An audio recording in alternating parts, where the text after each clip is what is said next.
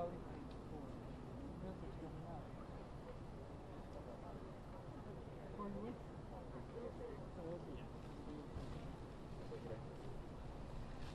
long you been here? Today? Yeah. 9:30. Oh wow. Yeah, no. Yeah. I believe my colleague is around 9. Yeah. He had to go up to the other account team. Oh, the fire one? Yeah. The reports, did they confirm the reports or the fire or the house or the surface? The local news reported that it is that guy's house. I don't know what they're basing it on. I don't think that any officials have. No, that was asked at the 10:30 briefing. Yeah. Yeah.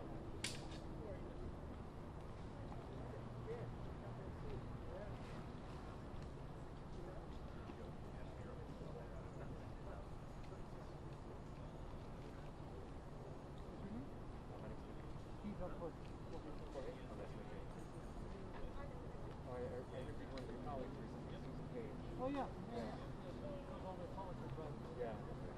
Oh, when you... She just put out a book on Nancy Pelosi. Oh, okay. Yeah. Yeah.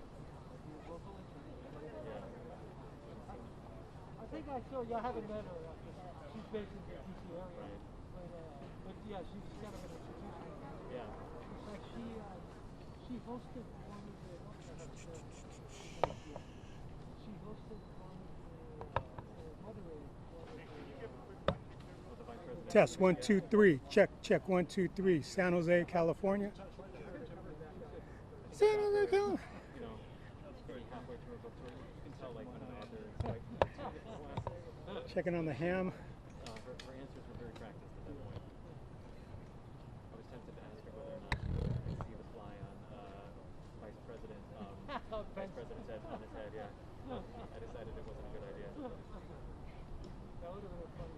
Especially given that she had so many the same courses started again. Exactly. It Yeah. just would have been all different. Exactly.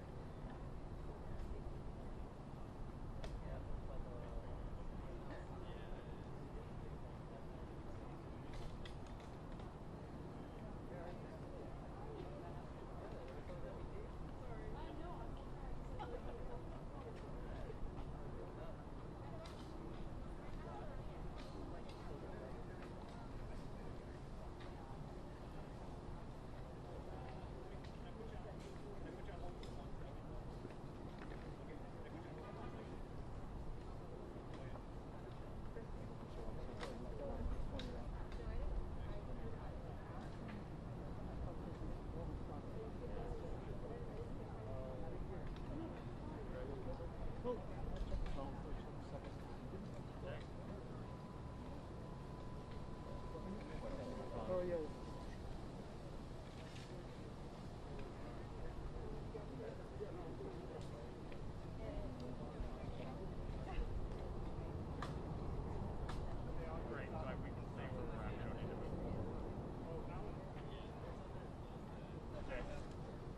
Probably do our live shot here.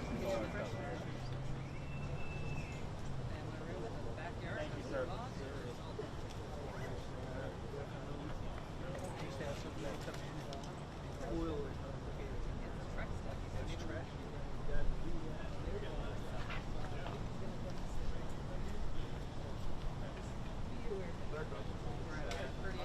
You shoot some picture now. Further than we got last time, so.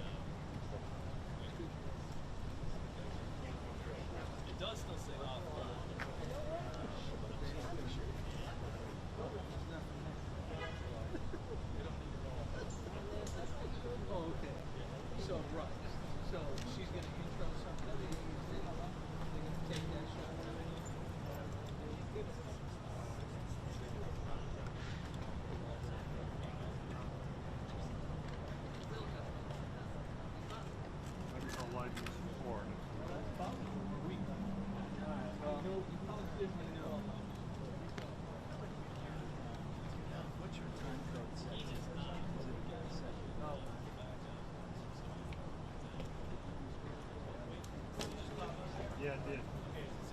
Yep.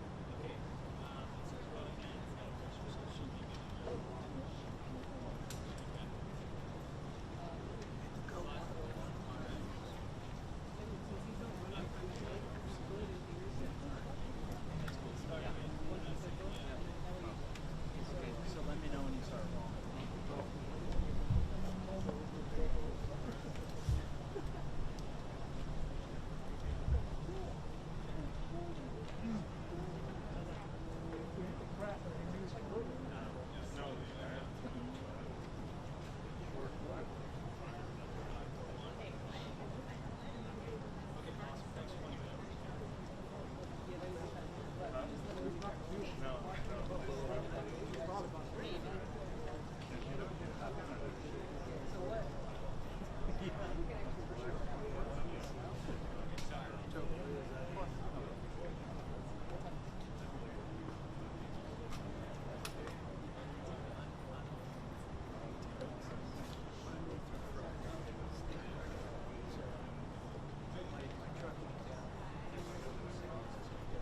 Uh-huh.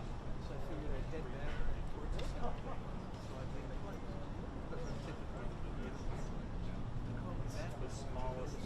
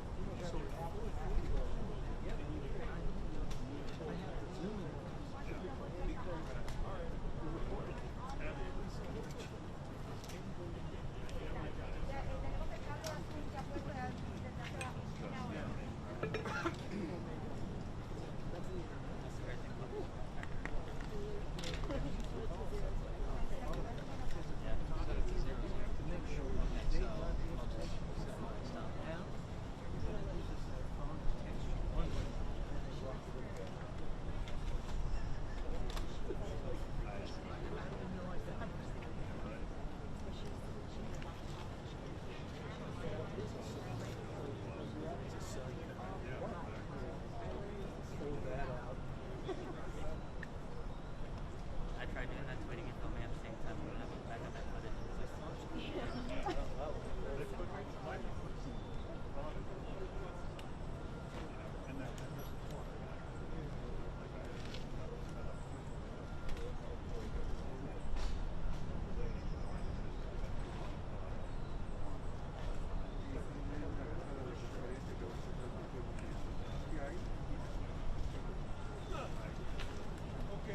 Okay.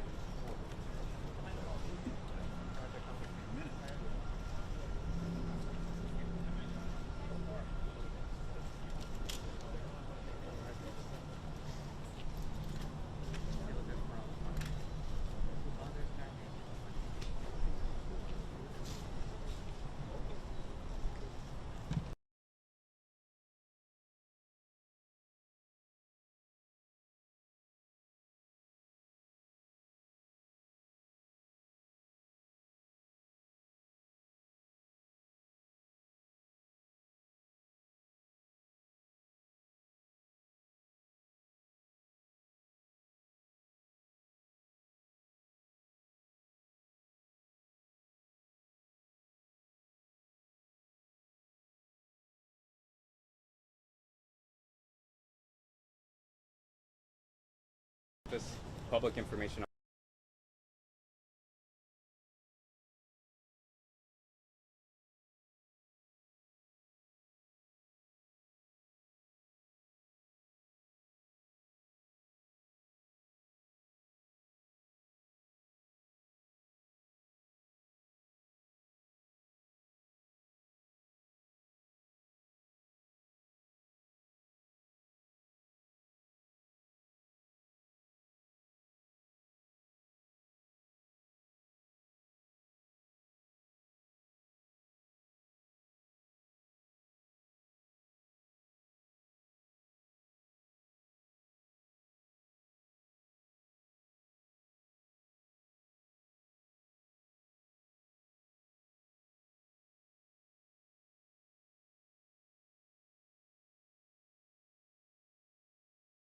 time, this was during a shift change where deputies from the midnight shift and day shift were on at the same time, going through a transition into different shifts.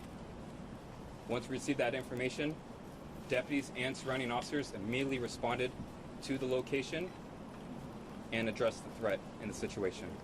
They did not wait. They immediately went into the scene and rendered first aid and rescued victims out of the building as fast as they can to figure out what was going on. I can tell you this was at a Valley Transportation Authority light rail yard, which is next door to Sheriff's Office headquarters. Immediately once we received information of shots fired called, we immediately activated the Santa Clara County Active Shooter Protocol, which activated multiple law enforcement agencies in the surrounding counties, as well as multiple fire department agencies to initiate and activate the rescue task force, which is part of the Active Shooter Protocol, which we'll go into more detail. Multiple agencies showed up and assisted, from local agencies within Santa Clara County, state level from the Office of Emergency Services, Governor's Office, the California Highway Patrol, and multiple federal agencies from the Federal Bureau of Investigations, FBI, ATF, and Department of Homeland Security. I'll tell you right now, with the numbers, and it's still preliminary and it's subject to change, we have 8 victims that are pronounced deceased from today's incident from gunshot wounds. We also have 1 suspect who is deceased as well from this morning's incident. I can confirm with you that deputies did not exchange gunfire, and right now we're going to preliminary go with the assumption that it was a self-inflicted gunshot wound from the suspect, and deputies did not exchange gunfire. At this point, we have investigators on scene interviewing anybody that was on scene to see what exactly happened, and we have our CSI teams as well outside, along with conjunction with the Federal Bureau of Investigations assisting. Right now, if you are looking for a family member, loved one involved with this incident, we ask you to contact our Reunification Center, which is over here at 70 West Heading. It's located at the Isaac Newton Auditorium. We have grief counselors on scene. The phone number to call is 408-209-8356. I'll repeat it one more time, 408-209-8356. So this incident is going to take some time, and the reason why is because we're going to use all necessary methods to ensure the public safety for everyone. We actually had an explosives dog on scene, which detected to some type of explosives material at the crime scene itself. At that point, we activated the Sheriff's Office bomb squad, who is currently on scene and render any type of suspicious packaging safe at that point. I'll tell you, it's going to take a long time to render these areas safe. They have to go through every room and every building to ensure that everything is safe. So that's such as in bringing in a bomb robot in there, and it takes time. So I ask for your patience on gathering further information from here. It's going to be some time. Other than that, we have detectives on scene. We're doing everything we can, but I'll tell you this, with the training that we've been doing with our active shooter protocol, this could have been a lot worse of a situation. This is a very unfortunate situation. But with the training and everything that we have with this protocol, this could have been a lot worse than what it was, unfortunately. So that being said, I'm going to pass it on to Sheriff Lori Smith, who's going to give you further information from there. What are the areas that you're covering with the bomb squad? The bomb squad is pretty much activated, and they're searching every crevice of the whole building to ensure that everything is safe. Okay. And that's where it's going to take some time.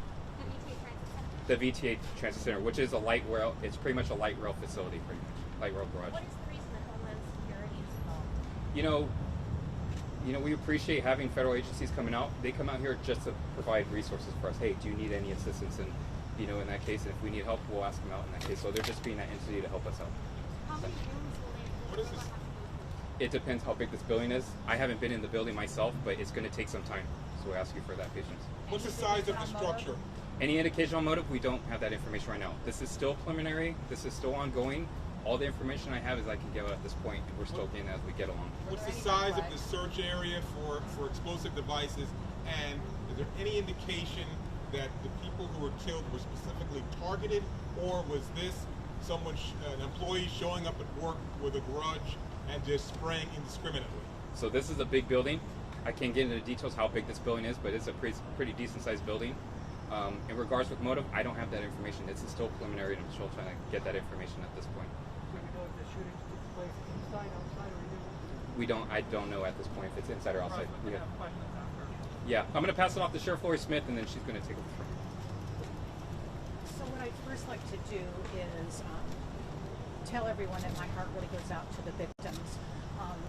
These were county employees, and we're doing everything we can to help them, including the Family Reunification Center.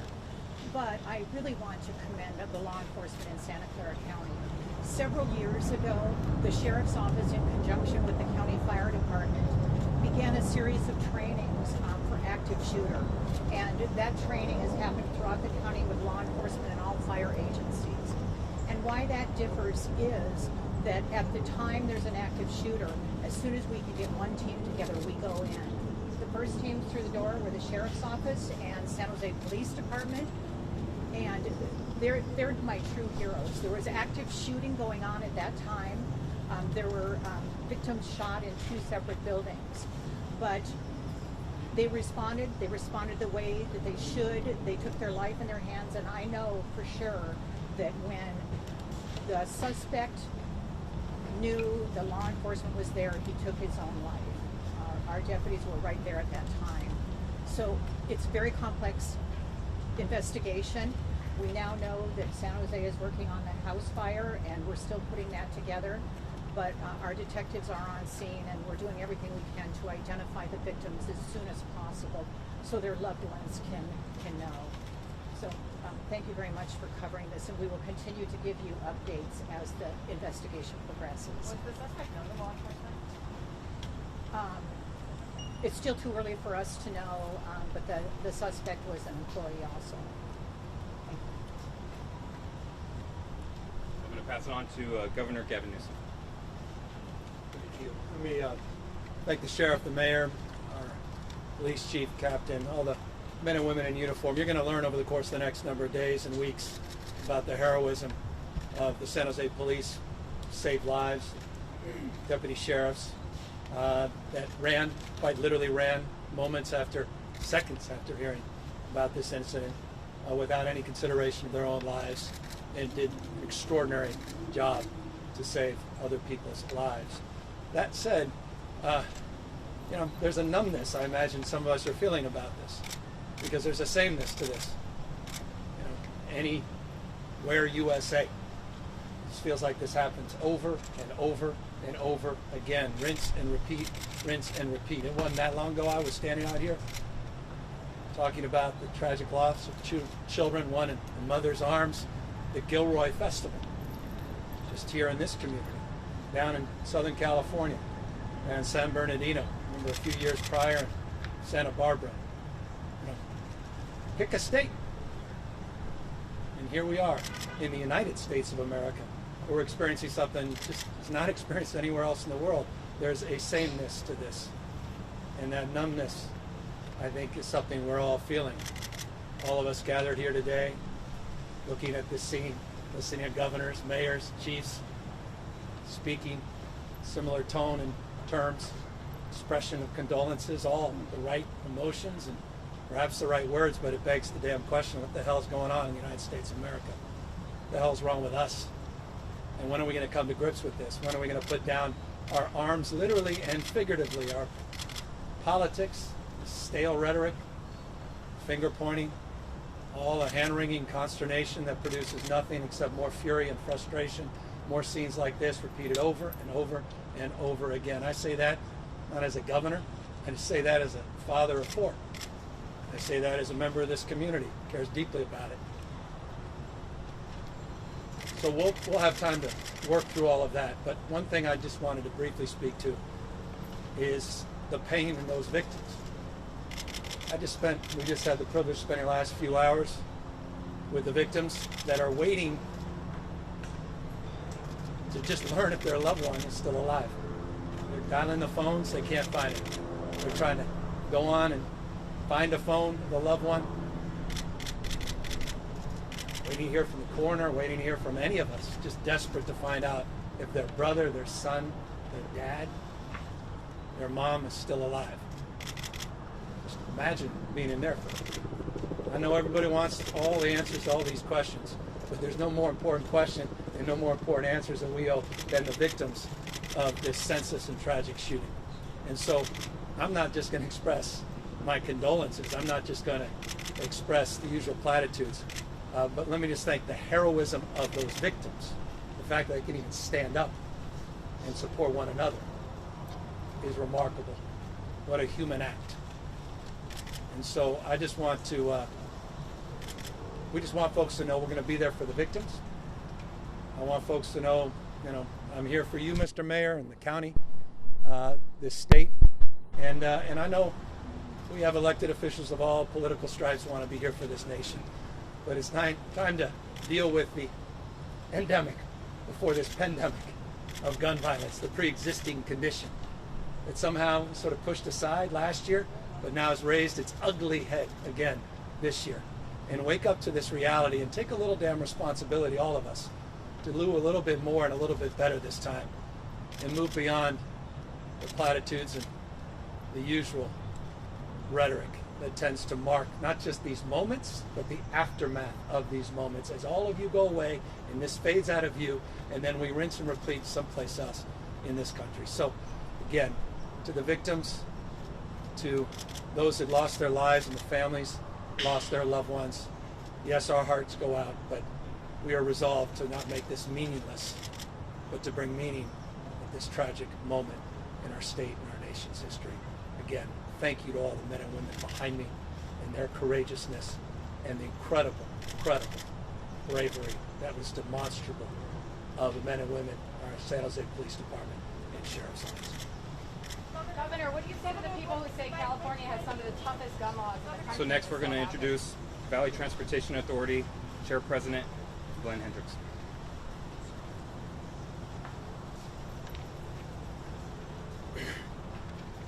As you all know, a horrible tragedy has impacted the VTA family, the organization, and our whole community. And our thoughts and love go out to all the employees who have been directly and indirectly impacted by this horrible event. I want to let you know that the families have been moved to the Family Assistance Center at the Red Cross to continue to have meet with counselors about what's happening. We're really grateful for the outpouring of support that has come from union leadership and transit organizations from across the country.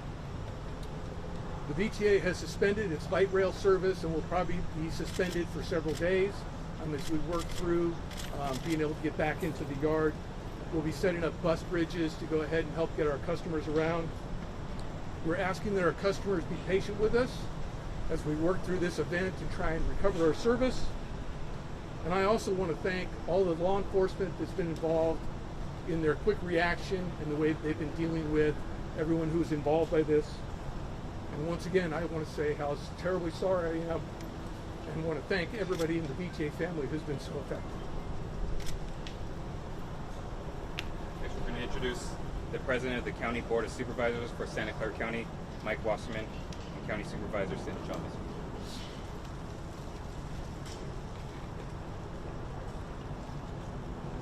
It was 2 years ago, mass shooting in Gilroy, and law enforcement responded quickly and minimized the number of fatalities.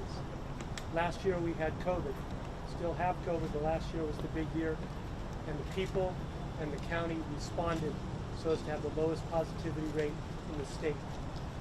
Today we have this mass shooting here, and it was the Santa Clara County Sheriff's Department and the San Jose Police Department that responded so quickly to minimize the loss of lives.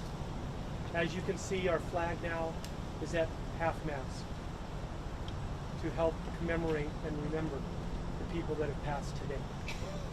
It is an extremely sad day in the history of Santa Clara County, but I'm also very proud of the response by law enforcement and then the VTA family taking care of the loved ones, the survivors of those that passed, and the district attorney's office that has stepped forth with the services they provided 2 years ago to the people in Gilroy and continue to provide every day and will provide to the survivors, loved ones, and family of those that passed. It is a sad day in Santa Clara County history, but I'm very proud of the response, including the unions that have come forward with funding and help. Santa Clara County is a family, and you're seeing that go into effect today. My condolences to all the family members and friends of those that passed today. You know, let me start by just reminding everybody that the backbone of Santa Clara County throughout COVID-19 was all the essential workers, and none were more essential than making sure people could get to their places of work. And VTA never stopped. It didn't stop light rail, it didn't stop buses, it didn't stop helping move people from point A to point B. These heroes that we all learned how to call essential workers heroes, we're now calling on them to be heroes again. There's a fund that's been set up for these families, and by going to workingpartnerships.org, anybody who wants to make a contribution to the families that have been impacted, the VTA families that have been impacted, can do that directly by going to workingpartnerships.usa.org. I just want to close with this point. While my heart breaks, I can't stop thinking about what we could all be doing differently to stop this in our community, so this doesn't become something that just happens here, but something that should never happen. And thank all of you for being here.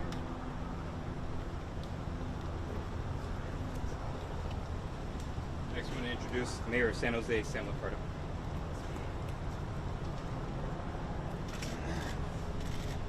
It's been said before, but it's worth saying again.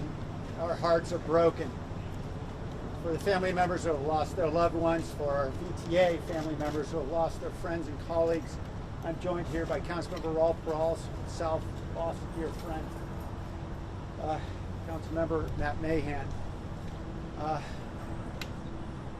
These are members of our community. These are members of our families. And right now, this moment is for mourning and for supporting those families and friends and loved ones. And we're going to do everything we can here at the city with all of our partners, and I'm so grateful for how everyone has stepped up. The Valley Transportation Authority and the county, and to have the governor come down here.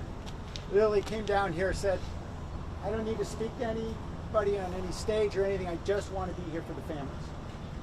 For hours he spent with the rest of us simply to be here with us. Everyone has stepped up in such a tremendous way, showing the heart of our community and how we care in times of tragedy. Tomorrow, we're going to have a vigil at 6 p.m. at San Jose City Hall. We know that our entire community will need this moment and many others to mourn together. And so we want to bring people together to be able to at least share a common humanity, particularly given all that we've been through over the last year and a half. This is a time when we need to be together. I want to thank Working Partnerships USA and South Bay Labor Council for setting up a fund, and we encourage anyone who wants to give to help support families in this difficult time to please give generously to that fund. These are, as Supervisor Chavez said so well, these are the women and men who support our community through this pandemic. They showed up at work every day as essential workers, despite risk to their own health. And they did it because they understood their mission, their commitment to public service. We owe them and their families so much. And I am so grateful for the San Jose Police Department and the Sheriff's Office that responded so quickly, undoubtedly saving lives as a result. We will continue to show our resolve as a community to come together. And as the governor indicated, we've got a lot of work to do to start to work on solutions. That work is still ahead of us. For now, we focus on everything we can do to support these families and their loved ones. Thank you.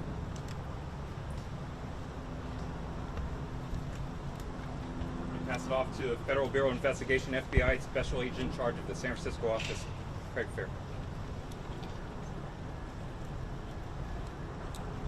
My name is Craig Fair. I'm the Special Agent in charge of the San Francisco Division of the FBI here in the Bay Area. On behalf of the FBI, I would like to express our condolences to the families of victims, VTA family, and to the city of San Jose in the wake of this tragic crisis of which the FBI is no stranger to responding to. The FBI is assisting the City of San Jose, the San Jose Police Department, and the Santa Clara Sheriff's Office in this investigation. They are lead. We are providing assistance in the form of evidence response and recovery. We are flying national assets from Quantico, Virginia. We will be providing ballistics, technical forensic equipment and analysis. We will be bringing teams in from other divisions throughout the FBI to assist in the analysis of the crime scene. That is going to take some time. It is complex. We are very deliberate. We are required to map, catalog evidence, and that is going to take some time, and I'm asking your patience in that process. We are also providing victim assistance, victim services during this crisis to help families heal the wake of this. We will be here as long as needed and continue to provide that assistance. I would also like to commend the first responders, the officers who went in at their own peril to assist in taking out victims from the crimes. Thank you very much. Special Agent, could you describe a little bit how complex this is? It looks like it's multiple buildings. You're already starting to map it. I see some of that. This is a really, you're talking multiple locations, right? It is multiple locations. It is, as I said, it's a very sizable crime scene. We are currently in there looking at how we need to go and how we need to process that. That is also going to take some time before we actually start processing this. Any idea how long? Days? Weeks? Potentially looking at days, but I don't want to get into that right now, Steve. Pass it off to Alcohol, Tobacco, and Firearms ATF Assistant Special Agent in Charge, Joshua Jackson. Good afternoon. My name is Joshua Jackson. I'm the Assistant Special Agent in Charge with the ATF San Francisco Field Division. ATF definitely wants to express our deepest condolences to the victims who lost their lives or injured, the families and friends of those individuals, as well as the community at large who are suffering at this time. ATF is here supporting this investigative effort, as well as providing all of our experts in firearms, arson, explosives, to include our certified fire investigators, our certified explosives specialists, as well as our explosive detection canines. In addition to our personnel, we're also providing firearm ballistics information, resources related to our National Integrated Ballistic Information Network, NIBIN, as well as tracing. ATF is committed to reducing violent crime throughout all the communities that we serve throughout the United States, and we're committed to see this one through, supporting our investigative partners here in this investigative team. Thank you. Joshua, can you talk about the different dogs? We've seen like all kinds. They have different specialties. Can you talk about that? I can comment on the ATF explosive detection canines that we have.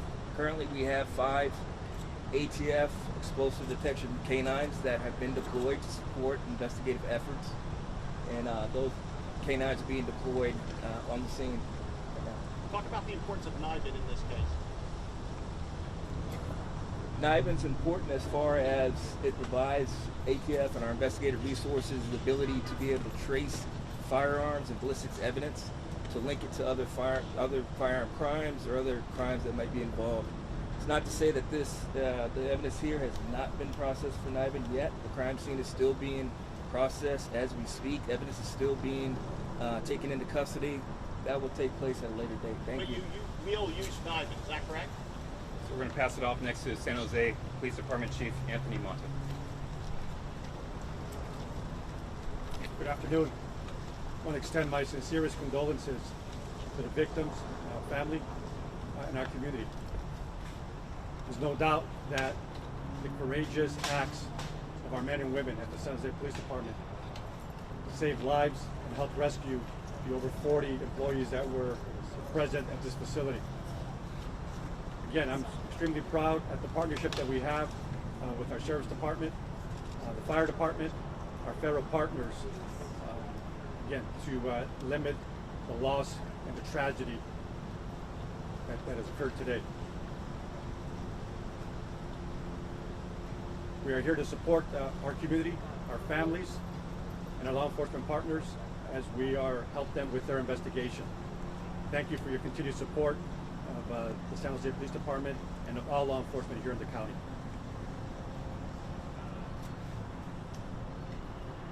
Next, we're going to introduce the San Jose Fire Department Chief, Robert Sapien Jr.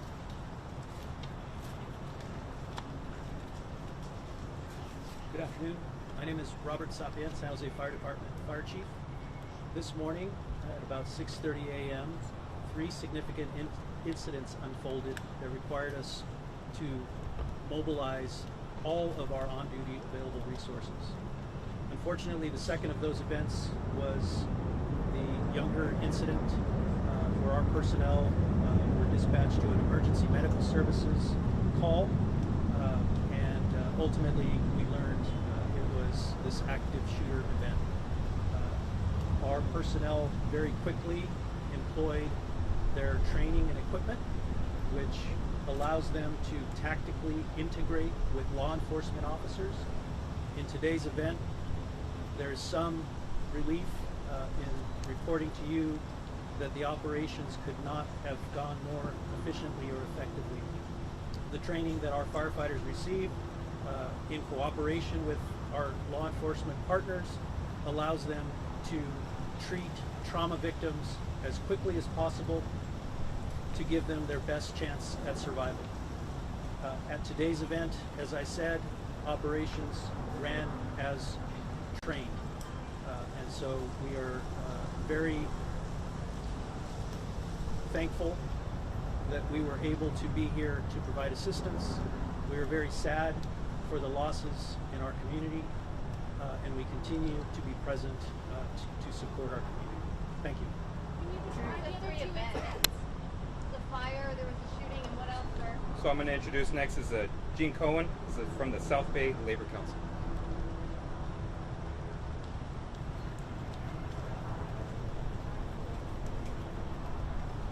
Good afternoon. My name is Jean Cohen. I'm the Executive Officer of the South Bay Labor Council. We are here with all the working men and women in Santa Clara County to stand with our ATU brothers and sisters. Today is about supporting victims. It's about sending love and support to everyone who came to work this morning intending on serving the public and ended up not going home. It's unacceptable, and what we're asking for right now is for there to be respect and love that's dedicated and shown to all of these workers. They need money, they need support, and we need to make sure that their families are also being respected in terms of giving them their space to mourn. So thank you so much for the opportunity to make sure that all of our workers have the opportunity to let you know that when you go to work, you should be able to go back safely, and that right now we're going to be making sure that as a family we're taking care of each other. Thank you very much.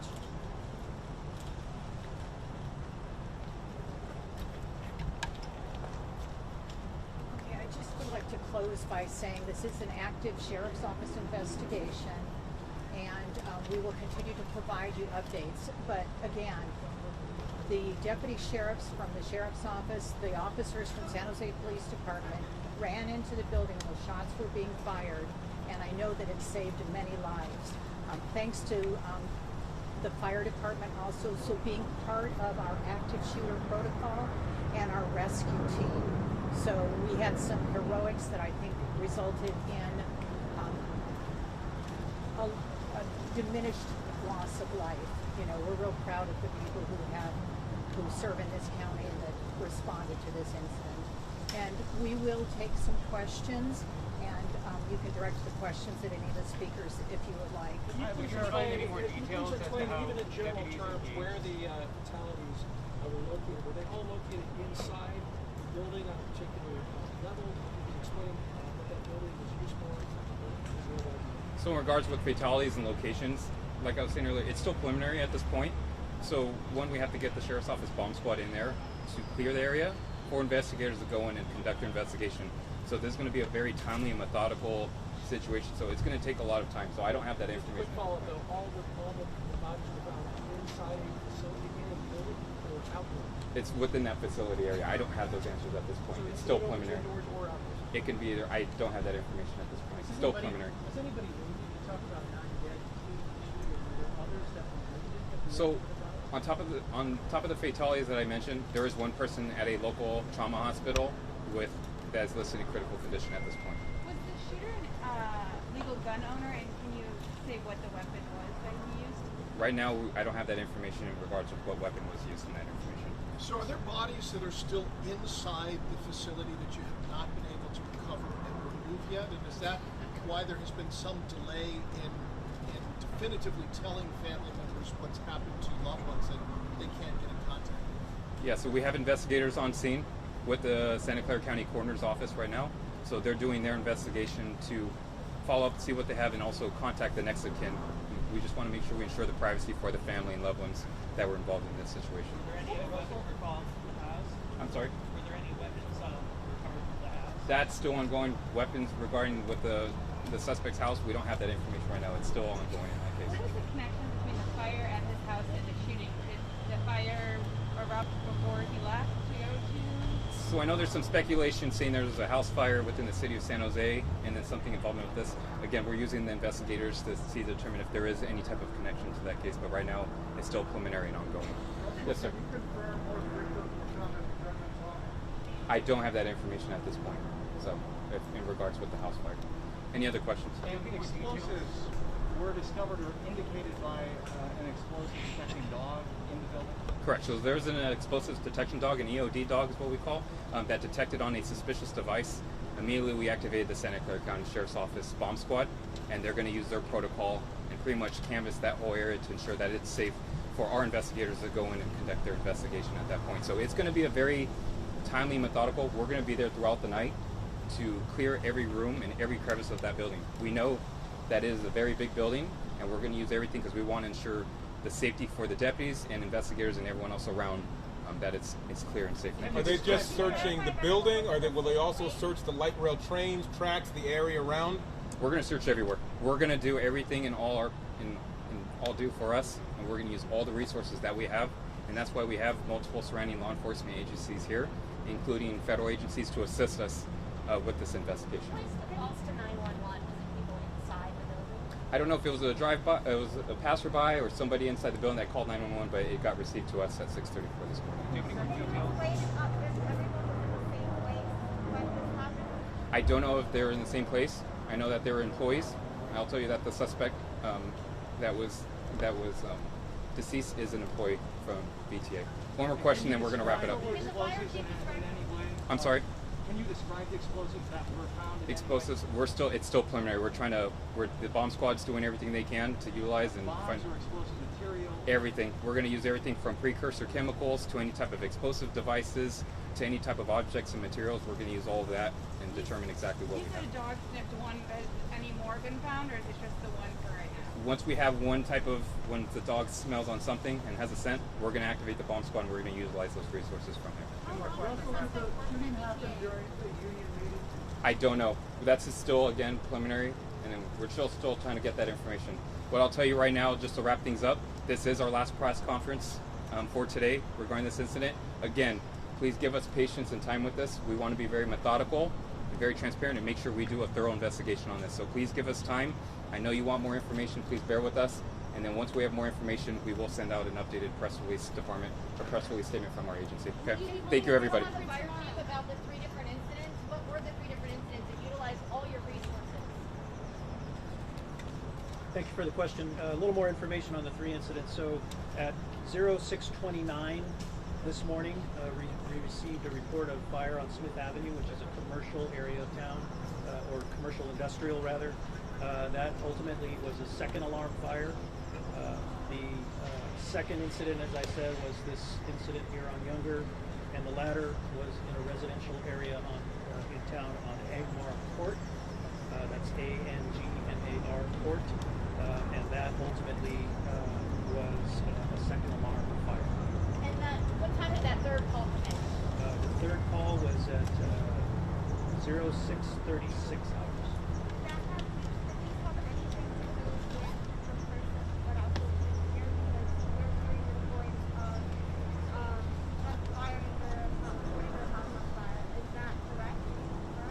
The information I have is that the fire on Angmar is under investigation, and that's all I know at this time.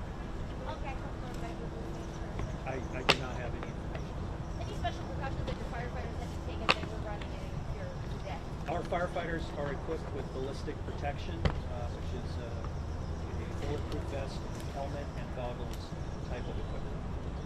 And they had to utilize those? And Any they victims? utilize that by policy. Any victims of the fire? Any I fatalities? do not have reports of fatality in fire. So we're going to wrap up this press statement. Everyone here will be here for individual interviews if you're interested, and then we'll wrap that up. Thank you for everyone for coming out.